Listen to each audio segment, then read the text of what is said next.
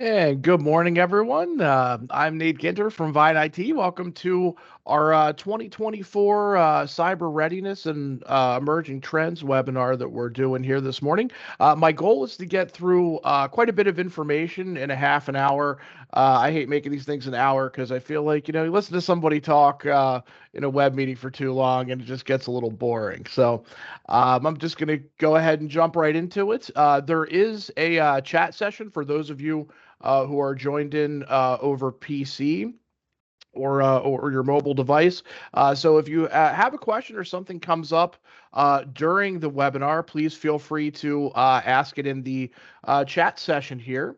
And we look forward to giving you guys a little info today. So I'll also take questions at the end if you have anything that pops up there. So just a little bit about myself. I am the CTO of Vine IT.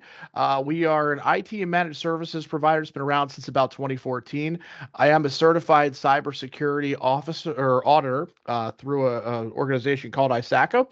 And I've done audits in everything from 8 hospital medical groups, multi-lawyer firms, international export companies with like 1,300 employees, all the way down to like small independent insurance agencies. So I've seen things from a pretty wide perspective there.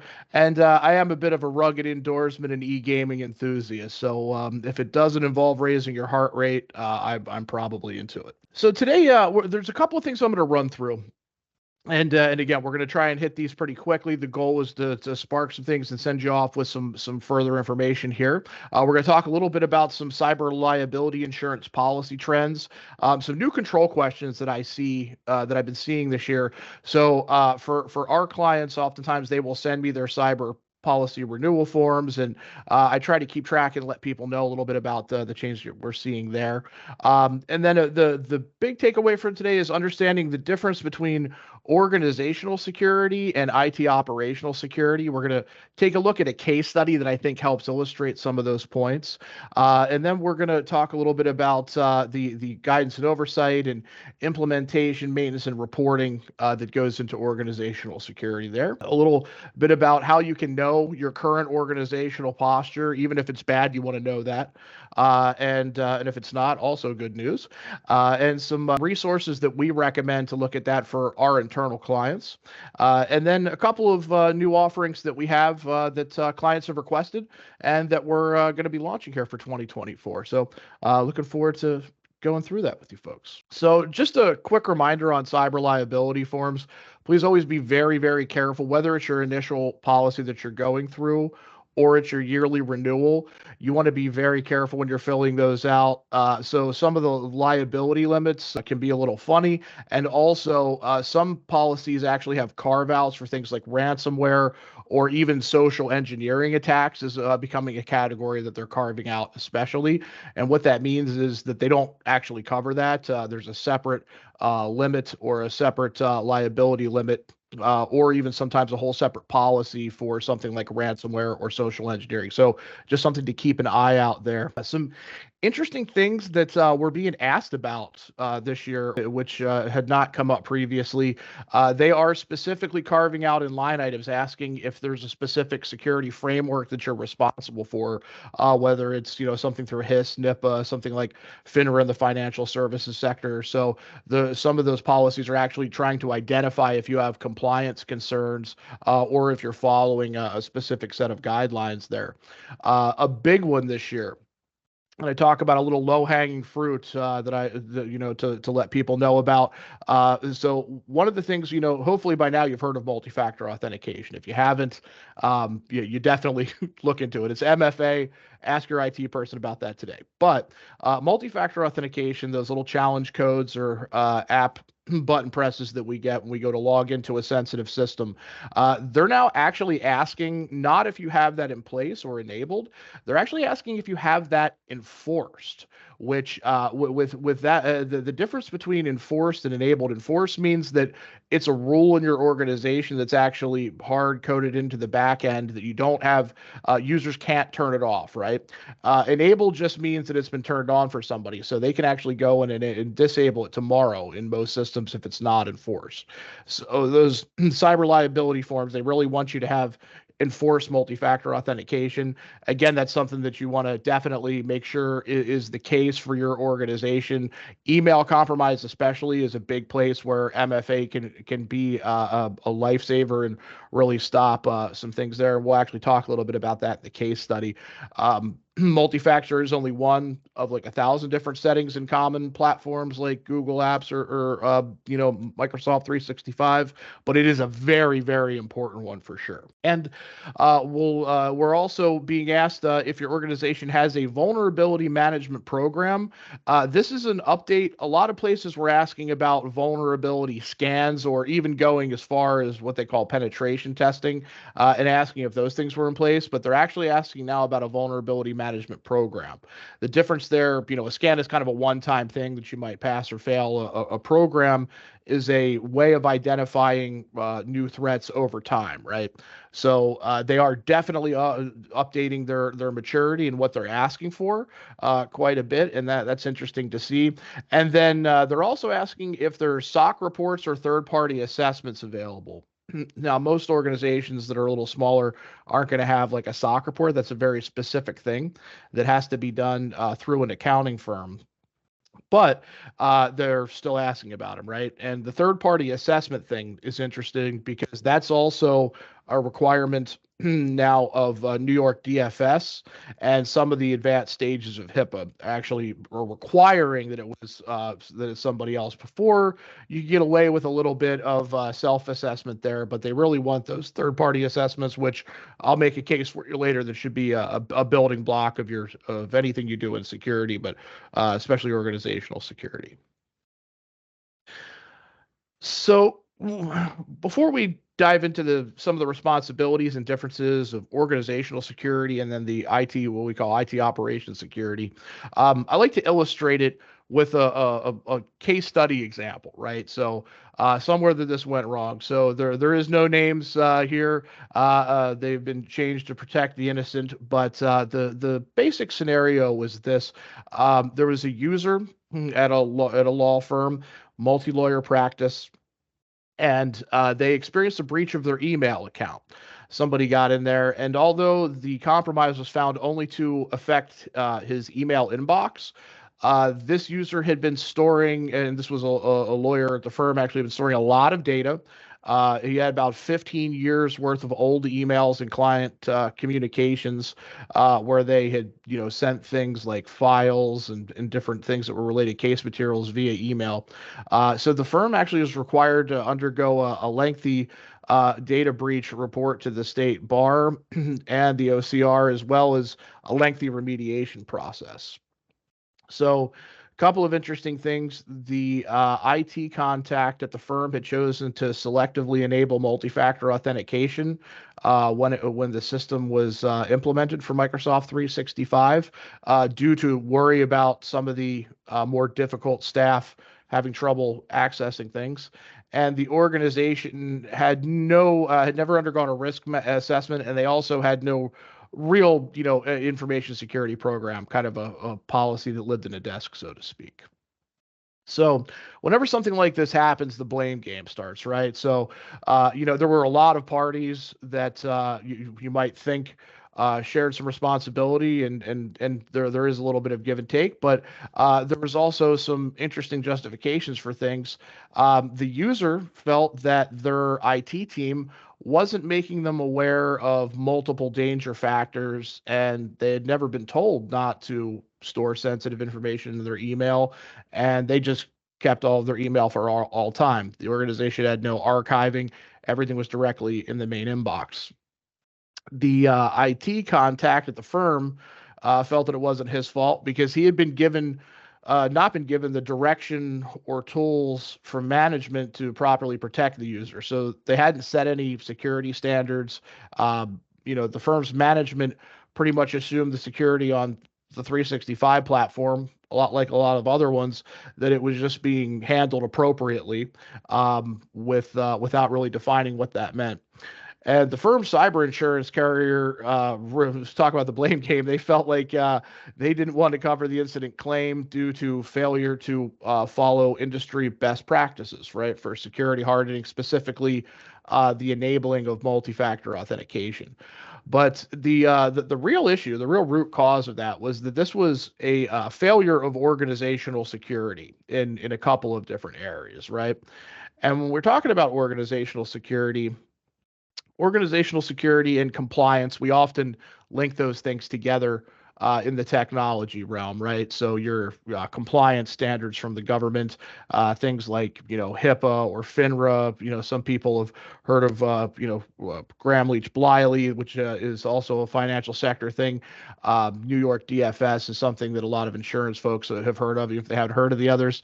But what they really are is a list of requirements, right? Security controls that they want you to have in place to protect the data that each of those regulations covers, whether it's medical or financial or just plain confidential data in some of the higher end HIPAA cases.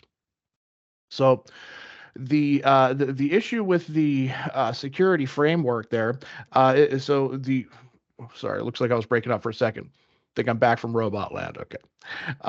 So when we talk about organizational security, it's going to be built on a framework. So a framework is really picking how you're going to implement something, right? Think of it as almost like the franchise that you're going to do. So we're going to do it the McDonald's way, the Burger King way, maybe class it up, go a little Olive Garden. Um, that framework, those list of security controls, those things they recommend that you do, whether it's internal processes or specific technologies, those that system, that security program that we're talking about, organizational security, should be overseen by a key organizational stakeholder, whether, and that's going to depend based on the size of your organization, right? If it's a bigger organization, you might actually have a dedicated security officer. Typically, it's going to be an office manager that wears a lot of hats. And if that is the case, just be very wary. We'll talk a little bit about some things that you want to make sure you avail yourself of.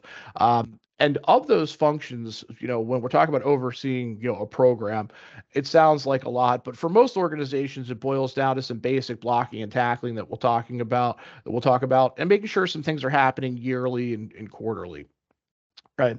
But the liability, you can outsource a lot of functions, but the liability of making sure that your organization is protected properly, well, that's ultimately only going to be important to somebody who's a key stakeholder in the organization. And in fact, in some regulatory environments like HIPAA, if there's a failure to protect the data properly, the government can actually allow a civil trial against a person. So, it's got to be somebody who's a named stakeholder in a medical organization. When you're thinking about security, especially in the cyberspace, it's very easy to just think of technological controls, right? And want to jump right to that step, but it is actually a lot more than that. So it also includes internal processes, risk assessment and risk management oversight, control measure guidance and budgeting. So finding those things that you want in place, even if it's a simple directive like we're going to hold all of our backups for 30 days. Well, is that something that's actually in place and feasible for you? Giving that guidance and then making sure that there's the appropriate resources in place and then tracking that over time is very critical. You can think about, employee onboarding and offboarding, how access is requested, who does it, who makes sure that happens when those people are actually introduced and pulled back. So, also then again, there's that program management reporting that we talked about. So then there's the operational IT side of security, which is something that a lot of people outsource, right? I run a company that does it pretty much exclusively as our business offering. Sometimes there's somebody in house, your IT guy down the couple of desks there, but the basic blocking and tackling of them is all the same, right? So IT operational security, they're responsible for the management and monitoring of implemented solutions, right? So these are things that, whether it's how you get your email or what system you're using to manage your clients or client information, obviously IT helps make those things work. They also make recommendations if, again, your system says, we're going to back up for about 30 days. We're going to be doing that because we want to be able to go back in X amount of time. Well, if that's not in place, somebody needs to figure out how it's going to happen, right? So They make sure that it does. It's also their job to report on KPI or key performance indicators for the control requirements, right? So if you say that you're going to have monthly reporting and patching on all of your desktop systems, for example, somebody's got to make sure that happens and actually do that. And then you should always be reporting on things to make sure that they're actually happening for you. We don't want to assume that things are being done that aren't being done. They'll also harden systems according to those standards that are set by your organizational security directives. And that's a really awesome, long-winded way of saying that, for there's different things out there, right, where, there's requirements in some control areas for meeting secure baselines for things like servers or other hardware. There's things like the Center for Internet Security that make a list of guidelines, and implementing those guidelines is something that would be an IT operational thing. You shouldn't assume that people are implementing things according to your organizational security needs. A, they're not mind readers, but you need to know the ins and outs of your systems, and it's not going to be typically you as a decision maker or you as a security program oversight that's going to determine what those benchmarks are. That's something that would come up during an assessment and say, hey, here are some controls that are available. But the general goal of making sure that you're doing business with somebody who, for example, has proven security controls, who meets your objectives for things like backup, multi-factor authentication, those basic platform things are in place is really key. And again, you don't want to assume that employees can read your mind. If you haven't defined how your employees should be handling sensitive data, they're going to do it poorly, right? So things like, if you're a company that takes in a piece of sensitive data from a client, whether it's through like an online portal or God forbid you're having it emailed to you, what an employee does with it, whether they file it and get rid of that initial contact, or, if that goes right into a CRM for protection and a trail of the data, and to kind of make that available to other people in the company, then you need to have that process defined for them so they know where to put it, because otherwise it'll live in places where you don't want it, whether it's saved in personal folders or maybe outside of somewhere that you have control. That's a pretty common problem with people in the bring your own device market, especially things that are over email communication. Those can really be done there. And also, they respond to the typical, technological needs of an incident response program. So, what do you do if something goes wrong? I call my IT guy isn't a full incident response program. It might be the first step in what you do, but you want to, know things like, again, how your backups are done. That your backups actually cover all the data and all the places you think things are going. So, in a risk assessment, they're going to look and take your key data locations and see how long that there's logging available, what type, and things like that. So another thing that comes up in a good risk assessment. And of course, IT operational security also responsible for your day-to-day technology support. As we all know, a lot can go wrong in a day for sure. And so when we talk about knowing we're secure, that difference between the organizational and the operational, we think back to that case study, right? So the individual user hadn't been told, hey, I shouldn't be having my email as an ingress and egress for sensitive data. They also didn't know that they should have multi-factor enabled. The IT contact there hadn't been told that all the users in the organization should have this basic security standard. And nobody in management was aware that it wasn't in place because no one had had a risk assessment done. So whether it was from the organizational side, where it was actually them defining what they wanted to see and knowing those metrics that they should see back and where those weaknesses were, all the way down to the operational side where that setting was actually chosen not to be put in place. That's kind of a complete failure from the top down of these things. So it really exposes these ways that not having a plan and not having a risk assessment can really hurt you in the long run. Now, one of the interesting things is that like these risk assessments and things, they're not expensive.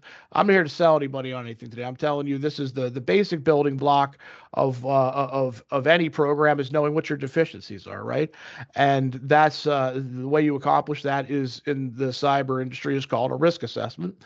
Um, so, you should be able to know you're secure. Your level of organizational security and your accepted risks, they should really be a known quantity. It shouldn't be nebulous, like I think things are going okay.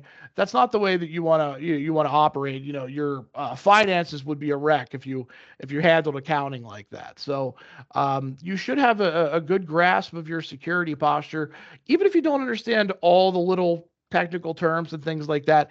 In general, you should have a good understanding of what's going on. And one of the huge things to help with that is reporting, right? So reporting is key. Barbie, one second. Ah, talk so much sometimes. The reporting is key. You want to make sure that you're not assuming your vendors and your staff are performing their related functions, right? So even something as simple as a backup, you would think that that should be just something that's bulletproof and never fails. Well, that's unfortunately not the case, and so you want to make sure typically on a monthly basis, but definitely a quarterly basis, that if you're whether you have on premises gear or even remote places like Microsoft 365 or Dropbox, that those are also being backed up and protected for you. And a little bit about that log retention we talked about, making sure that you've actually got enough evidence in the event something happens. By default, with Microsoft's lowest level of 365 licensing, you only have 7 days of login information available. So a lot of compromises, people will sit or they might not get noticed right away.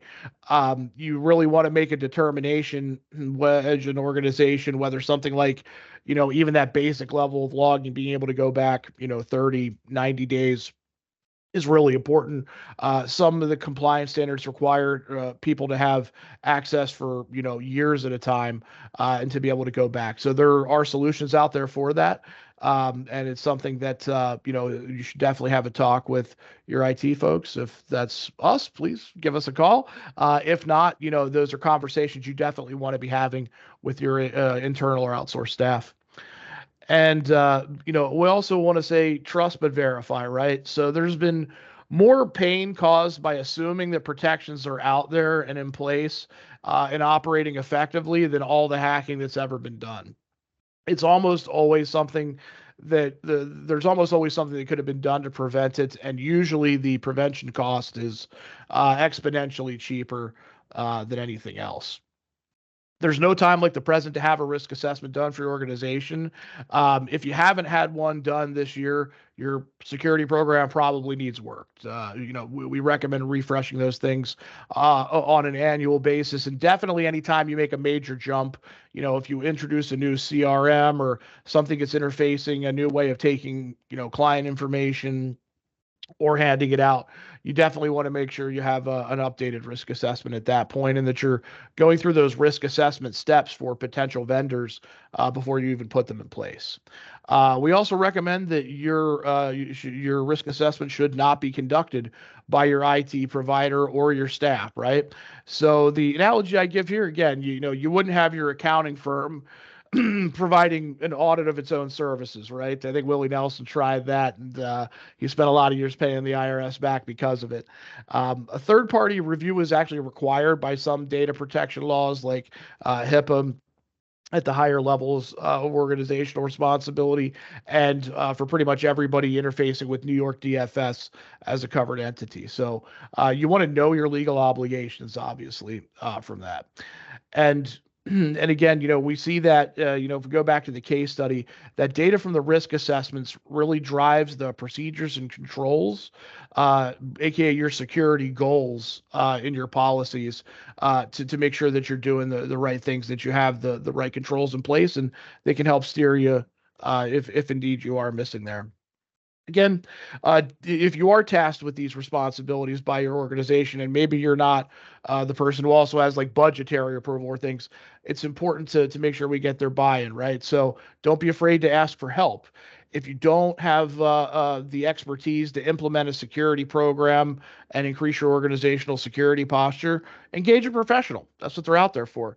It can be a daunting task to think about doing all the things to secure an organization. Whereas fractional CSO, they're called, Chief Security Officer, or security as a service provider, another way that people label themselves. They can be an invaluable cost-effective resource, much like a, fractional CFO can be, or outsourced accounting. If you're tasked by your organization with IT or security oversight, be bold. Very few things can kill a business quicker than a cyber attack or an IT catastrophe. If your company's looking to you to make sure that that's in place, make sure that you're getting the budget and the resources, the time, the budget, the expertise. Make sure you're getting those things to support that mission that you've been given. So I'll tell you, we've actually got two recommendations. Again, these are non-paid recommendations. If there's somebody, if you're out there and you wanted to potentially work with a VCSO or have a risk assessment done for you by an outside party, you can go to literally everybody, anybody in the security business, Vine IT will work with for our clients. I get asked all the time, well, why I'm an auditor. Why won't I audit our clients? Again, it goes back to that integrity and third party requirement for a compliance standard. If my company is delivering your services and I'm involved with filling out your cyber forms and overseeing your support and new implementations, me auditing myself wouldn't be the most. It's a great way to triple dip. For money, but it's a bad thing for integrity. So we've got a couple of people that we've worked with in the past. Again, there's a million of them out there, but the cost can really vary.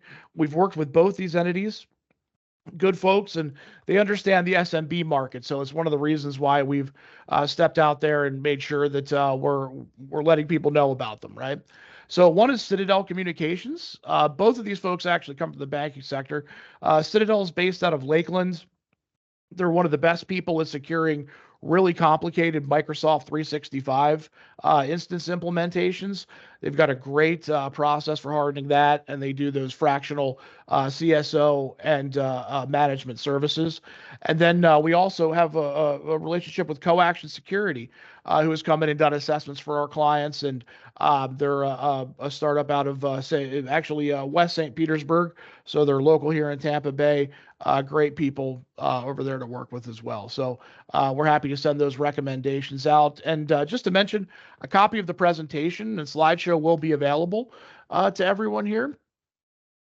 And just wanted to end real quick with telling you about two new service portfolio additions that we've got here at Vine. Both of these things have been requested, and obviously, we had to come up with a solution to make sure that we were servicing our clients to the best of our ability. So we do have a turnkey vulnerability management program that we started this year. The cost for a client with a single site is typically about $500 a month for this. We utilize the Volscan platform.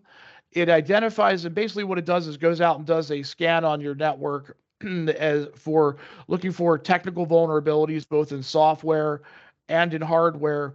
Whether or not they've actually been patched or not, it's actually from a list called the Common Vulnerability Scoring System, and it is a really robust product. One of the things that's really cool is traditional scanners are only going to scan networks or people while they're VPN'd in.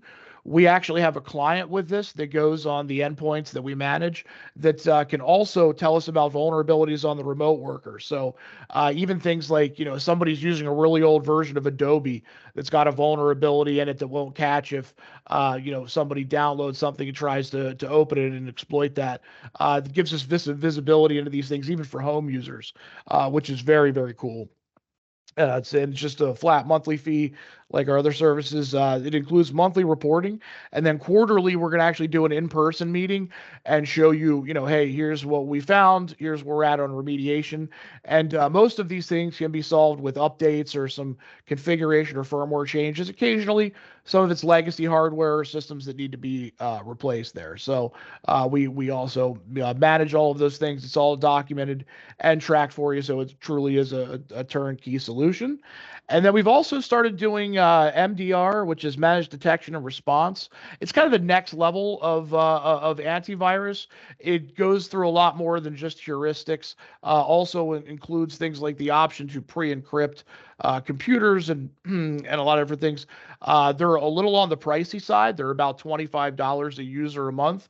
But if you do need an EDR platform that we can put in place to secure different areas like SharePoint and things and give notification when things are removed, it's a lot more than just an extra level of antivirus. It can also tell you about data exfiltration and really lock things down at a level that's just not available with a traditional antivirus appliance. The XDR side of things is also something they call a SIEM. So that takes in data from Microsoft 365, local servers, local machines, and can be used. They call it AI. We'll call it algorithm intelligence. It's a fancy way of saying they have patterns and alerting that you don't really get easy visibility in with a lot of these systems. And that meets that requirement for a SIEM if you happen to need one. And there's also different service levels with these. This is one that's really a true consult for talking about size and features. We want to really right size that for you to maximize the value that you're getting for what you're spending. But they do have options up to and including a dedicated SOC that can be standing by in the event of a security incident where you get a whole team that responds and does a lot of different features from responding to documentation to remediation. So definitely very cool things. We're pull up the slide here with our contact info for sales. Myself and Taylor respond there. So if there's any questions you had about anything that we talked about today that you don't think of, please feel free to hit us up. Or if you're looking for references or perhaps looking at the new vulnerability or MDR solutions, we're happy to have discussions about those with you folks, and really appreciate your time. Hope that was useful for you for kind of seeing what that organizational development looks like, and that risk assessment is something that has been identified on a lot of different studies as something that's absolutely imperative, and that's that first real step to that organizational security objective.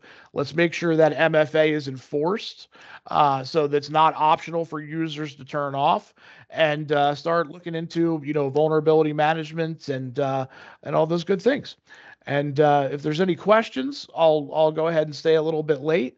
But hopefully, I'm so good at talking that no one even could possibly have any questions about what I was referring to.